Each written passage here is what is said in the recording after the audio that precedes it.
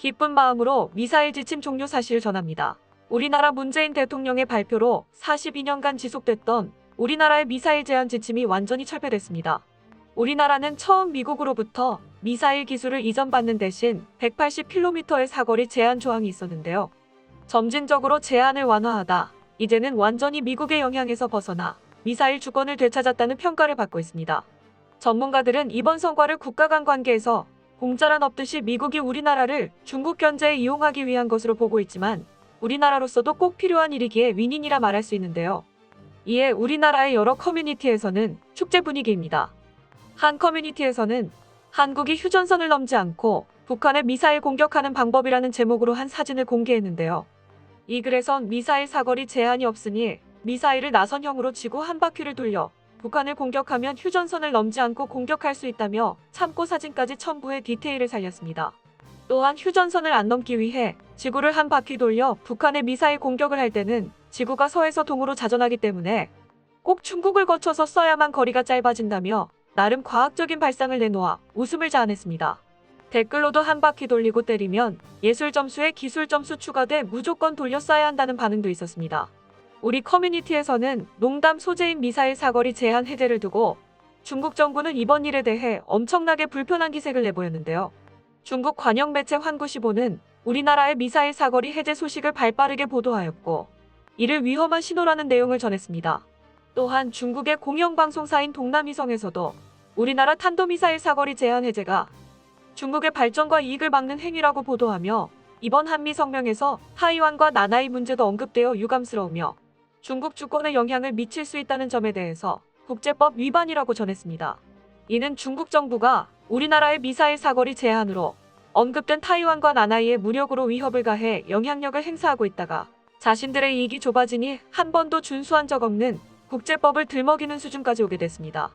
이에 중국 네티즌들도 불안해하는 기색이 역력했는데요. 미국은 과거부터 시작된 한국의 탄도미사일 개발 제한 조항을 모두 해제했는데 한국이 이를 내는구나. 미국은 남한을 놔두고 북한과 미사일 대결을 벌이면서 중국에 대한 압력을 높이고 있어 앞으로 한국이 더 높은 수준의 탄도미사일을 내놓는 모습을 볼 수 있을 것이다. 동아시아 중단거리 미사일 전쟁이라도 할 셈인가.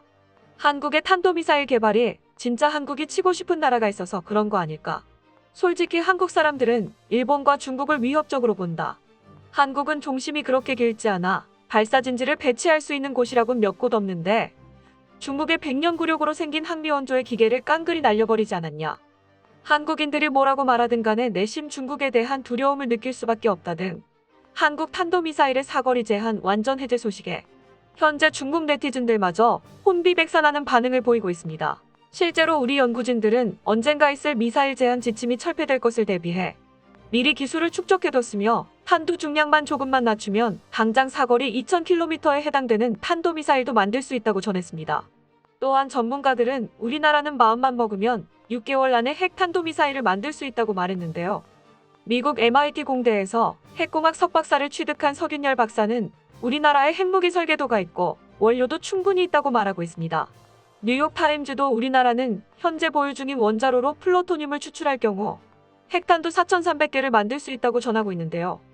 여기에 사거리 제한이 해제된 시점에서 탄도미사일의 사거리를 1000km로만 늘려도 대구에서 대부분 서해안에 몰려있는 중국의 대도시에 전부 핵공격을 할 수 있습니다. 전문가들은 그럼에도 우리나라가 핵무기를 만들지 않는 것은 국제관계를 신경 쓰는 것과 국제조약을 준수하는 것도 있지만 현재는 핵 없이도 충분히 억제력을 지니고 있다고 보고 있으며 필요하면 그동안 축적한 기술로 핵무기를 만들고 마지막에 실험 한 번만 하면 될 것으로 보고 있습니다. 한편 우리나라의 미사일 사거리 제한 해제로 불안해하는 나라가 또 있는데요. 바로 일본입니다. 일본도 현재 이번 한미정상회담을 주의 깊게 보고 있었습니다. 야후재팬은 하루도 안 돼 이번 일을 속보기사로 게재하였습니다. 야후재팬은 탄도미사일 사거리 800km 제한은 사실 일본을 지켜주고 있는 안전장치였는데 그런 안전장치가 사라졌다고 말하고 있는데요. 매체는 우리나라의 탄도미사일 사거리 800km 제한이 한국 남부에서 북한 전역을 사정권으로 하고 있고 이는 반대로 한국에서는 베이징과 도쿄에 닿지 않는다는 것을 의미했다고 말했습니다.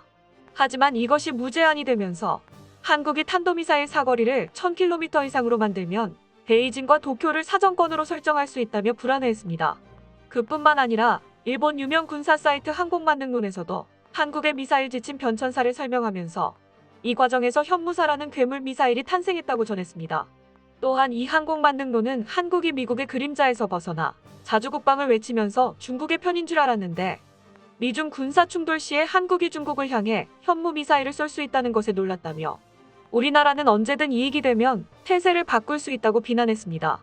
그러면서 매체는 한국을 좋아하지 않는 입장에서 해서는 안 되는 말이지만 일본 정부가 한국이 개발하는 탄도미사일의 위협을 부추겼다고 말했는데요.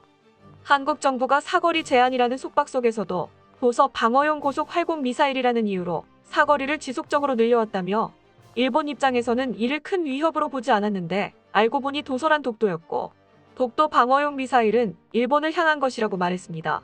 이에 일본 네티즌들도 항공만능론에서 쓴 글에 동조하였는데요. 한국은 중로와 완충지대 역할을 하면서 미국을 잘 이용하고 있다. 미국은 한국이 무기에 블랙박스를 태연히 여는 것을 알면서도 F-35를 팔고 일단은 블루팀을 표방하고 있지만 실제는 빨간색에 가까운 보라색이다. 한국은 일본의 동맹국이었던 적이 없고 한국의 가상의 적은 일본, 미국 됐다. 이로써 중국에 박아 넣을 수 있는 미사일이 늘어났다. 한국 됐다. 이로써 일본 전역에 미사일 공격이 가능하다. 목표 설정에 따라서는 중국이 일본의 기술을 공유할 가능성도 있다라는 등의 반응을 보이며 한편으로는 중국과 동맹을 맺어야 한다는 댓글도 보입니다. 일각에서는 미 정부가 이러한 일본의 민감한 반응을 예상하면서도 우리나라와의 외교 관계를 우선했다고 보는데요. 이 증거로 조 바이든 대통령은 스가 총리와의 자리에서 마스크를 벗지 않으며 오찬에도 햄버거를 대접하는 등 미온적인 태도를 보였습니다. 반면 우리나라 문재인 대통령과의 회담에서는 마스크를 벗고 얘기하며 오찬에서는 부 대통령의 입맛에 맞는 크랩 케이크를 대접하고 다음 일정도 미루며 더 이야기를 나누는 등 엄청나게 환대를 했습니다. 전문가들은 이를 미국에 있어 동북아시아 국가 중 한국이 일본보다 중국을 견제하는데 더 중요한 동맹국으로 보고 있다고 평가하고 있습니다. 전문가들은 이를 일본의 완전한 외교정치 실패로 보고 있는데요. 일본은 항상 우리나라의 대중국 무역이 높은 것을 들며 우리나라는 민주주의 국가보다는 공산주의 국가와 친하다며 우리나라와 미국 간의 이간질을 시도했고 여기에 G7 회원국 중 우리나라 가입을 유일하게 반대하는 국가였습니다. 하지만 실상은 동북아시아에서 공산주의 국가와 가장 친한 것은 일본이었다는 것이 국제사회에 밝혀졌는데요. 일본은 러시아와 쿠릴 열도를 두고 분쟁을 겪고 있지만 러시아에 선물 공세를 하는 등 심기를 건드리지 않고 영토를 찾아오려고 노력하는 중입니다. 또한 중국과는 올림픽 동맹으로 현재 전 세계적으로 보이콧하고 있는 도쿄 하계올림픽과 베이징 동계올림픽을 개최하기 위해 서로 상부상조하는 모습을 보이는데요. 일본의 유명 의류 기업 유니클로는 신장 위구르 지역의 노동력 착취로 얻은 연화를 이용해 옷을 만드는가 하며 중국과 일본은 미얀마에서 군부 세력을 지원했다는 의심을 받고 있습니다.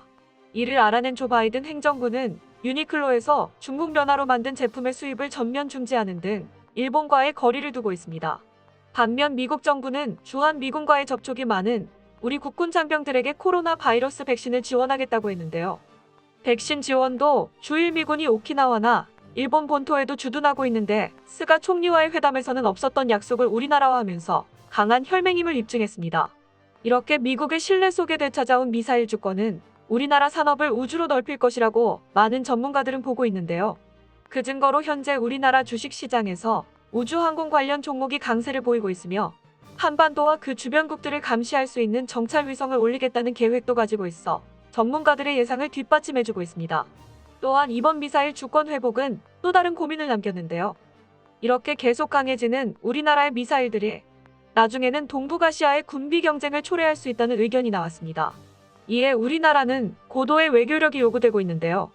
우리 정부는 현명하게 이 일을 이끌어가 우리의 미사일들이 동북아시아의 평화를 지키는 무기가 되었으면 하는 바람입니다.